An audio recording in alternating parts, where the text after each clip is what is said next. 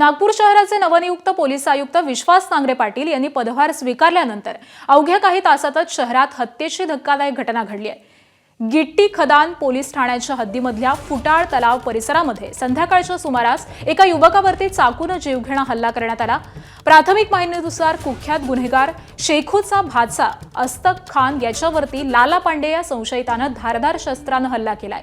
या हल्ल्यामध्ये अस्तक खानचा मृत्यू झालाय। घटनेनंतर आरोपी घटनास्थळावरून फरार झालेला आहे। तर घटनेची माहिती मिळताच गिट्टी खदान पोलिसांसह वरिष्ठ पोलीस अधिकारी तातडीने घटनास्थळी दाखल झाले। परिसरात नाकाबंदी करण्यात आलेली असून आरोपीच्या शोधासाठी पोलिसांची विशेष पथकं रवाना करण्यात आली आहेत।